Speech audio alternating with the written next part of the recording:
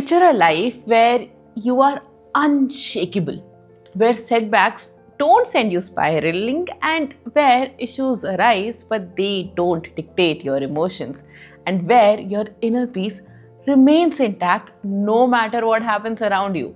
Sounds freeing, right? Well, it's absolutely possible, and the key lies in this video. Hi, my name is Anjali. I'm a psychologist and a happiness coach, and let me help you build that unshakable, unbothered self esteem for yourself. The key, darling, is to master detachment.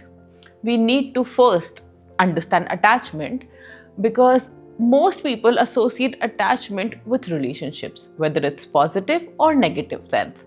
But attachment runs way deeper. It seeps into every aspect of life. You could be attached to a project that consumes your every thought, or a past mistake that keeps you reliving it again and again and again. In relationships, attachment could mean constantly seeking validation from your partner or feeling anxious when they're not around. At work, it could be lying your entire identity and self worth to a promotion. Even in fitness, attachment might look like guilt over skipping a single gym session or binging and eating too much and being guilty about it. Here's where it gets even more interesting. Attachment doesn't just influence emotions, it physically changes how your brain works. Study shows that when we are overly attached, our decision making suffers. Instead of thinking rationally, we act out of fear and desperation, as if we are in survival mode, even when there is really not a real threat. High level of attachment creates stress, anxiety, and neediness. And ironically, this is the fastest way to push away what we are clinging to. The truth about detachment, the biggest misconception about detachment is that it makes you cold and indifferent. But that's way far from the truth. Detachment is not about not caring, it's about caring in a healthier way.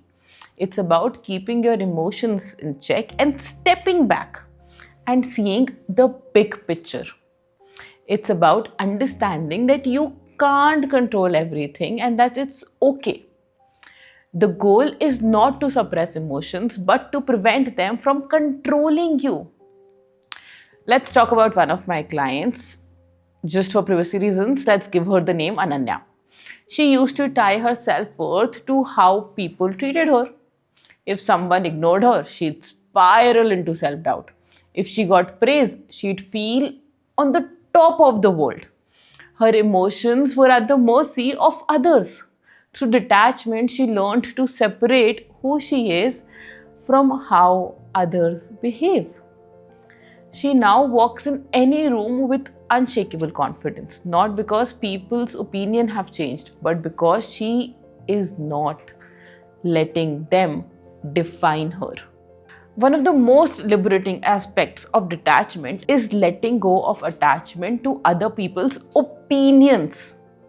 Think about it. When you stress over what others think, whose life are you really living? Yours or theirs? People's opinion are their business, not yours. Their judgment are shaped by their own experiences, biases, and insecurities. The way I see it, everyone looks at life through a different lens, one built from their personal history. What they say about you is often a reflection of them and not you. When you detach from judgments, you free yourself. You walk, talk, move differently on your terms. One of the best way to cultivate detachment is this or better approach. It's a mindset game, okay? This mindset shift is how you see setbacks, disappointments, and instead of spiraling when things don't go your way, you reframe it as if it didn't happen, something better must be coming. You didn't get the job, that means a better opportunity is on the horizon. The person left your life, that means somebody more aligned is coming your way. When you embody this mindset, you detach from the outcomes before they even unfold. You enter situations, jobs, interviews, relationships, investments with the attitude that whatever happens, you will be okay. And guess what? That energy itself attracts better results. See, the first thing you need to understand is that you are not your emotions. You're simply experiencing them. Let that sit. When you're feeling angry or sad, how often do you say, I am angry, I am sad? But you're not your emotions. You are a person experiencing anger, sadness, or frustrations. And there is a huge difference between the two. Words shape our reality, what we say to make ourselves better. Let's go back to Ananya's example. She used to struggle with mood swings. Just saying, Ananya is just the name that I'm using out of the blue. Whatever conversations I have with my clients are 100% confidential, and here we're just talking about examples. She used to feel completely consumed by her emotions. She used to have constant mood swings, and one moment she was confident, the other she was drowning in self doubt. It felt like she had no control at the state of her mind, and every emotion was a roller coaster ride. And one day she caught herself saying, I am so exhausted, I am so drained. And right after, she felt even worse. Her energy dropped, her posture stumped, and the rest of the day felt like a drag. And then she decided an experiment. The next morning, she flipped the script.